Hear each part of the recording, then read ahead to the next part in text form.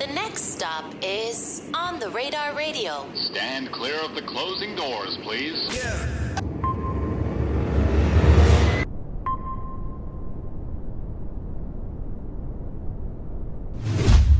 Yes, sir, baby. On the Radar Radio. Yo, special guest in the building. Chandler in the building, my guy. How you doing? Just Chandler. Just Chandler. Why just Chandler? Authenticity, I think. I went by like a lot of AKAs like through my childhood and like because I've been rapping since I was a teenager, like down in Virginia. And every time I tried to like give myself a name or even like give like a group of people like a collective a name or something, I always felt like I don't know, it was felt a little bit put on. And I think that like just using my government kind of sticks with the authenticity of it all. I respect that. Yeah, thanks. What were some of your other names? Oh God. My first one that I can remember was C-Mac.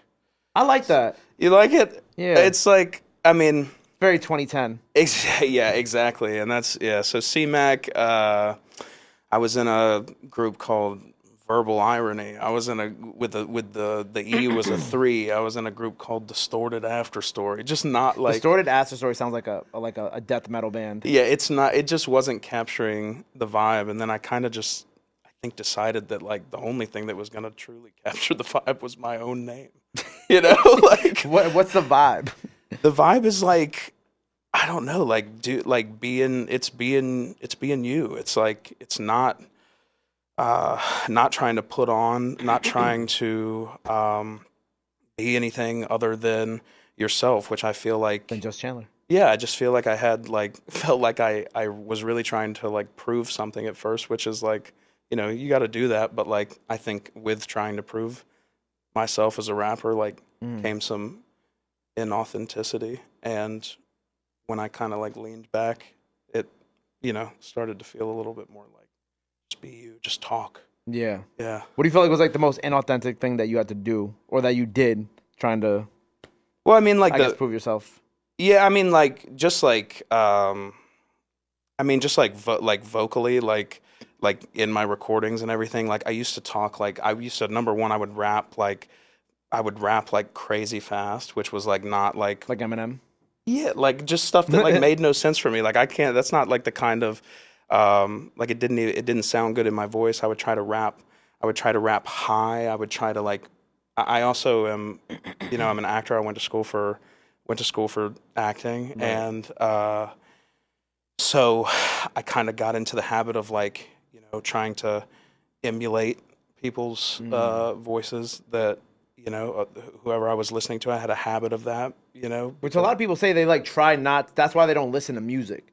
Because they don't want to get like too heavily influenced. Yeah, I feel like I have to be like a consumer first, though. Right. I feel like to be able to like stay on the wave and like stay current, like I have to consume, like I'm on the apps. I'm on all the apps, can like consume and everything. So. Right, I was about to say because like TikTok for you has gone very well. Sure, yeah. It's been like the main the thing that's pushed everything forward, thing that got me right here. Right, which is it's interesting because like a lot of people will have like bigger Instagram followings than TikTok followings. Sure. But like you're the case where your TikTok following is a lot bigger than your Instagram following. Yeah, I can't crack the code with Instagram. I don't know what it is. What do you feel like helped you crack the code with TikTok? I mean, I think I got lucky up front. Like duet challenges used to be like super especially popular. during the pandemic. Oh my gosh, everybody was like doing them like crazy. Yeah, like I think Kato the producer, Kato? Yeah, so Kato used to make beats and then people would just rap over them. Yeah, So I had a couple over his beats go viral. I have purchased beats off of him before, and like so I'm very familiar. Yeah. And with that just came like understanding like how to edit videos within the app and everything. So I kind of feel like I was doing them so frequently that I just got a really good feeling for like, developing content on that app within the app, which is what they want you to do. Yeah. Right. Every day. Yeah. Every day. Oh yeah. On average, it's been like 1, 2, if not 3 for years now a day. Whether it's repurposed content or new stuff. Yeah, let me see. And you've amassed how many followers on there? 600. A very modest. 629,000 followers. Definitely more than OTR too, which is incredible. Like this is and you have 13 that are in the million plus views. Probably more than that, but You have 13 that are in the million plus views playlist that you have on your page too. We're about to make it 14 with this one for real. That's a fact. That's a fact. But I like that because it's like it kind of shows the power of like you're like a good example of like showing the power of TikTok. But it's like you're not making like what are they like TikTok jingles people call them.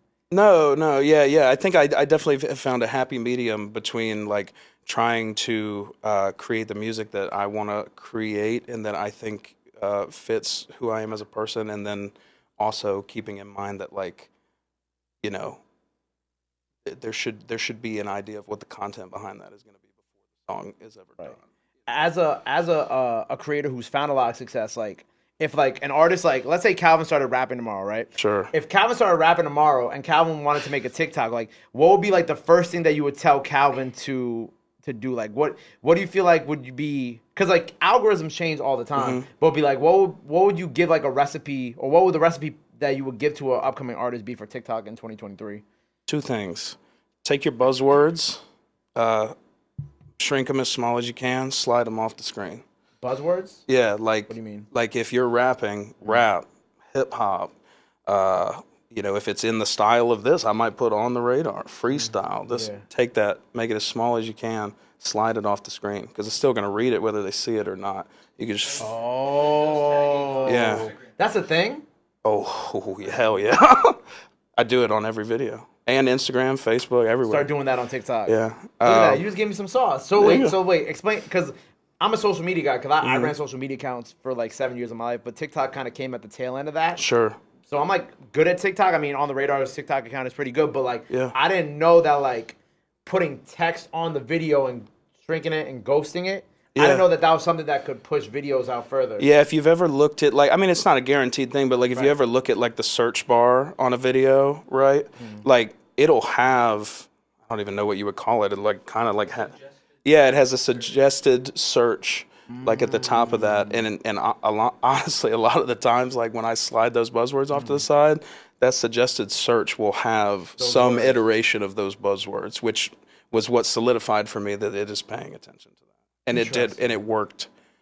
I mean, I had serious motion when I started doing it. It reminds me because, like, I get a lot of, like, Kai Cenat clips that pop up on my TikTok feed. So, like, you know, clips from his stream. So, like, let's say, like, the Offset stream. Like, maybe, like, Kai Cenat and Offset dancing or getting sturdy will be on the bottom of it. And I never understood what that, like, search thing was. Yeah. But it's interesting now that you bring that up because now I'm thinking about, like, oh, like, maybe whoever's clipped this clip did that same thing and just slid it off to the side. Yeah, it's potential. I mean, it's that, and then just making sure that you're in the comments. Making sure you're in the comments section. The first, if somebody likes a video, what's the first thing they do on TikTok? They run to the comment section. Right. So if you're the first comment and you're saying this is what the name of the song is, this is where you can stream it. Like the conversion rate goes so much crazier. You used to be able to pin it, and then they realized that everybody was pinning it and taking people over to other apps, right? And they didn't want that, so they took the pin feature away. I noticed that too. Like it was a motherfucker. Yo, that shit is crazy. I noticed that too because I would be like, I used to be like, watch the full freestyle out now on YouTube. I mean, you could have really put the link in there because like you can't click the link on TikTok. But I did notice that like a couple months ago, I tried to pin a comment, and I'm like, where the fuck did the pin feature go? Yeah. I mean, it was tough to figure out what to do, and then I kind of just realized like after a while, like if I just post a video and then immediately comment on it, like it'll still be the first thing that, you know, people see, so they'll interact with it, which will bring it to the top, which is kind of like a cheat coding it. You're a genius. Thanks, Gabe. I appreciate that. So you're from New York originally, though? No, I'm originally from Virginia. So you're from Virginia, but you lived out here for a while, right? I lived here for 4 years. Okay, I got that confused because he told me New York, and then I've used to live out here though. Yeah, I hopped around Virginia a lot, hopped around New York a lot. Where did you live out here? First year I lived in Central Harlem, 150th, and then the second 2 years, the 2 years in between, I lived in Ridgewood. Okay. Yeah, and the final year I was here, which was up until last year, I lived on Bushwick Ave and like the east side of Williamsburg. Okay. Yeah. You give me Ridgewood, Queens. I can't explain that. Well, when I move back next year, I'm probably gonna go to Ridgewood. Go back to Ridgewood. That was my favorite. Ridgewood's great. Oh my god, I went. Yeah, first time in 3 years, I went into like the bodega that was next to my house, and the dude was like, I was like asking him if I could use the bathroom, you know, which they like don't ever want you to do, Yeah. right? Like he was like, oh, and I was like, you remember me? He's like, hell yeah, I remember you. Like, where the fuck you been? Yeah, exactly. Like it was great vibes over there. So why'd you move back to Virginia? Why'd you leave New York? Lower the overhead. Yeah, I was like, I could feel that like I was getting to a place where I could potentially like do this, but I felt like I was having to work like I was having to work my day job and stuff with too much. I was in sales. It's very demanding. I already was know up about here. sales. Yeah, I fell into that whole thing up here. Talk about inauthenticity. Like it just wasn't like that's not what I was supposed to be doing. And I kind of got in my head about it. And I was like, you know what? It'll be an easy out.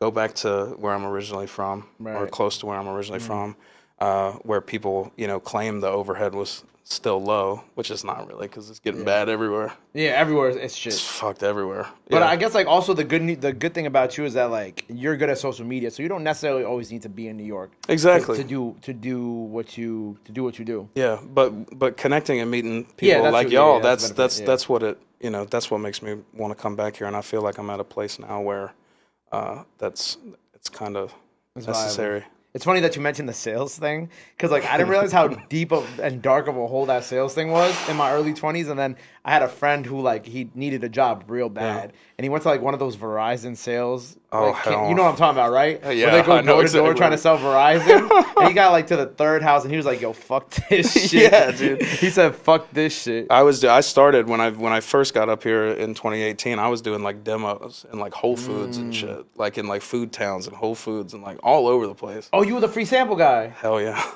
Fuck with you. It was tough. What was like the best free sample you would give out? Oh, dude, have y'all ever had Tony's Chocolonely? What the fuck? You ever seen is those that? Willy Wonka ass chocolate bars that they have? Sometimes they're in bodegas. Yeah. Like they're big, they're colorful, and they say Yeah. Tony's on the front. Yeah. I'd leave in an hour; they'd be sold out. Wow. Yeah, usually the shifts were like 4 hours, and then you'd bonus if you sell it all out. I'm gone, dude. People love chocolate. What if you I don't know. I was probably made money? He made them money. I mean, bonusing out, it was like I definitely might have finessed the system here and there, but I mean, we've all scammed a little bit in our days. Like, you know what I'm saying? You know what I'm saying? Yeah. IRS, if you're watching this, this is a strictly entertainment purposes only entertainment podcast. None of the views or comments in this podcast do not actually reflect the views or thoughts or whatever of the host. Me. that's right. Anyway, back to the music though, right? Yeah. So with you, like when you started making music in like Virginia, right? Who are you listening to growing up? And I made the Eminem comment before too, because you were talking about how fast you were rapping. Sure, yeah. Because now I just imagine you rapping like how he was rapping on Rap God. Sure, yeah, and that is what I was trying to. That's do. what you were trying to do. Because I thought fast equaled impressive, and then I realized as I got older that like, well, if you're not saying anything, Right. But yeah, I mean, I listened to a lot of people. I mean, the first thing I can remember, like when my parents, I mean, growing up in Virginia, all my extended families from Carolina, a lot of people listened to country music.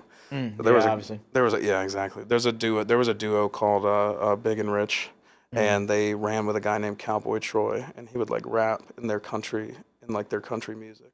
And that was like the first. You should look him up. It's kind of crazy. What is their name? His name's Cowboy Troy. Cowboy or Cowboy? Cowboy Troy. Cowboy Troy. Yeah. Yeah. That's some way back stuff. But like that's the first thing that I can remember, like being like, I'm gonna learn all these words guy? and I'm gonna do. That's right, Cowboy Troy. Cowboy Troy. Yeah. The belt buckle's outrageous. Oh, he was on some other shit.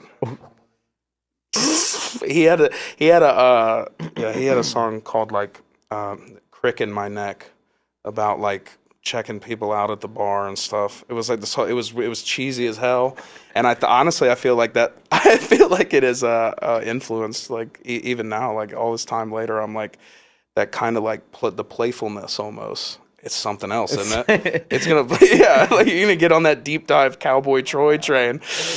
I need him on the radar almost immediately. he would honestly, he'd probably snap. Do you feel like you have? Well, I mean, we're working on the radar country, but do you feel like the country music stuff had like a big impact on you like that, or was it a very much like a passive? Like obviously, you listen to it because your family listened to it, but it wasn't like.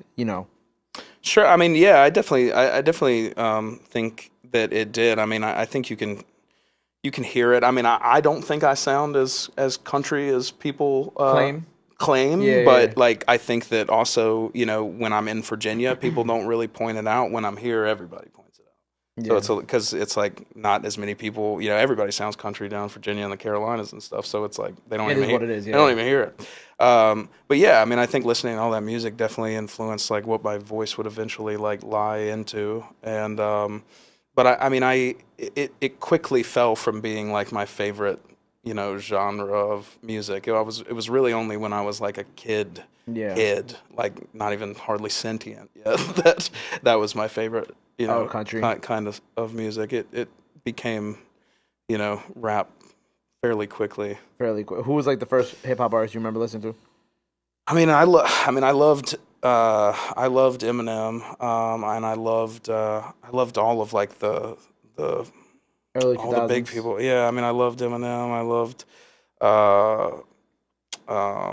Lil Wayne. I loved a lot of like, I mean, where I'm from in the 757. That's so many people are from there. Like people talk about it.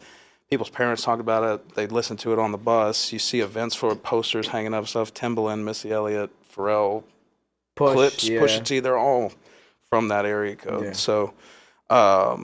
Yeah, I mean a lot of that because it was it was prevalent, but yeah, I mean it's hard to like pinpoint like a favorite. I feel like I have like people that I'm like I listen to like religiously. Yeah. Like I don't feel like I had that as much. I just loved the genre. I loved memorizing lyrics. I loved like getting in a car with my dad and being like, listen how I can do all of this, recite this song and shit. Yeah. It was more like, it did feel more passive. And now it's become like it's all consuming. Right. It's all I think about every day. It's hip hop. Yeah.